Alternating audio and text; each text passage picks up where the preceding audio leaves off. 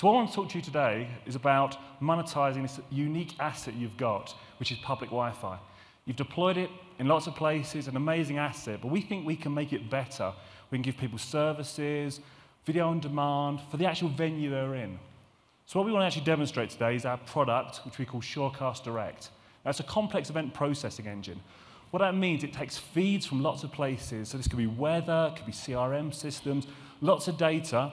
And when someone connects to a network in venue, it gives the most relevant information and services for that particular moment in time. So let's talk more about public Wi-Fi.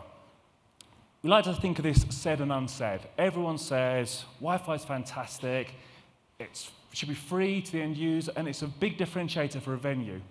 But the actual reality is it's not free. People have to pay to put it in place.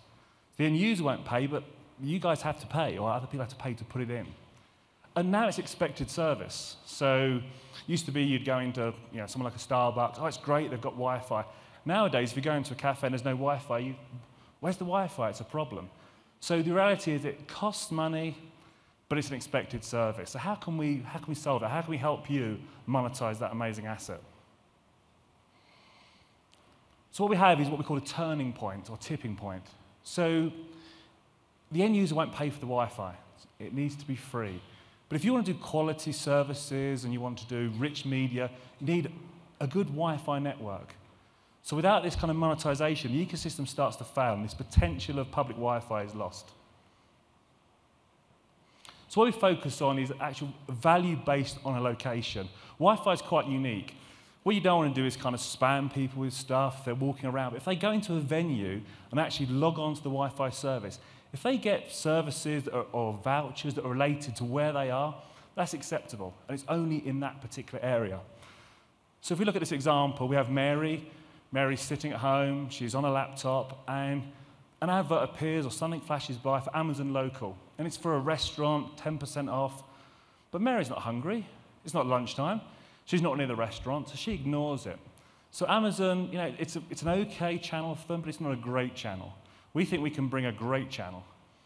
So, same situation. This time, Mary's in a shopping mall. She walks in, she connects to your Wi-Fi network, and she receives a voucher based on our complex event rules that say, hey, it's lunchtime, she's near this restaurant. The restaurant have said, hey, if someone comes in, we would give them this deal. She gets the deal, and she goes, great, I'm hungry, it's immediate, it's now, she goes in. Amazon's happy, they put money in, the restaurant's happy, the ecosystem gets funded, and eventually you guys are happy, which is what we're here for today. So here's our system. So on the left-hand side, we have all the inputs. So we have time, location, CRM, lots of data. If it's a place that sells barbecue equipment and it's sunny, we'll do a discount on barbecue equipment. If it's raining, well, actually, maybe it should be umbrellas that are an important thing. For the end user, it's great. Well, it's raining. I could do with an umbrella, and it's 10% off. Great, everyone wins. So we do this big processing, a lot of big data analytics to make the right decision at the right time, in real time for that particular person. We have lots of outputs, so it could be email. If you come over to the desk later, we can show you digital signage, lots of fun stuff with Twitter, social networks, lots of different outputs. And the one we're going to do today is push notifications, to actually show you how this system could work.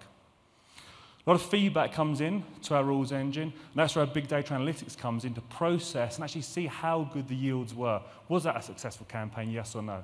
And that helps the brands and the venues see what's going on and help monetize this asset. So let's move to demonstration so we can actually see this in action. So up here we have a board, and that represents Chicago Airport. We're doing some work with Chicago Airport, and as users move around the airport, they log on to different Wi-Fi access points, and we can target different things. It may be flight information, maybe they're too far away from their gate and they should get to the flight, or it might be a flight's been delayed or cancelled, and here's a voucher, we're really sorry, here's 10% off the food hall, and that drives in business and helps the customers, create happy customers. So how we're going to demonstrate this today, this board has actually got some special NFC tags in. So what we're going to simulate is someone walking into these different Wi-Fi areas, seamlessly connecting to the Wi-Fi, and then receiving relevant media. So the first thing we're going to do here is Aaron's going to walk into the Costa Coffee, seamlessly connects to the Wi-Fi. The complex event processing engine then decide, actually for Aaron in this particular location, his flight isn't imminent, he's got time to have a coffee. So he receives a notification. Notification received is, enjoy 20% off the coffee. So he clicks on the notification and gets his voucher. So he can now go in to Costa, redeem that voucher, and we can monitor the system end to end. So we know when he got the voucher, where he was standing, the fact he went into the Costa, and the fact he redeemed it. And that gets fed back into the processing engine and produces all the analytics. Now, some situations aren't about just your physical location. Okay, we know you're in the airport now, but let's say your flight gets delayed. So what Aaron's going to do is going to plug into the CRM system and actually change the flight and delay this particular flight.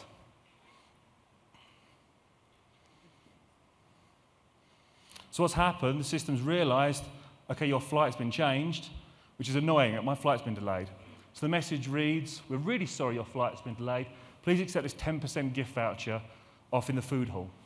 So you're not happy as a customer, but hey, I'm getting something. You know, O'Hare Airport, they care about me. They're giving me something back. And equally, the food hall, okay, they're going to get a new customer. And this has all been enabled by your public Wi-Fi network. And we see in public Wi-Fi networks, they're just like data connections, but there's all these great services we can add over the top.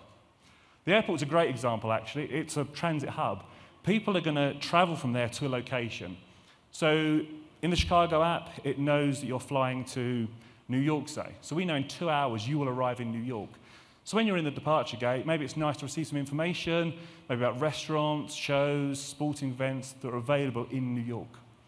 So what will happen this time is Aaron will walk into the departure gate. Again, the system gets the information, looks at all that data.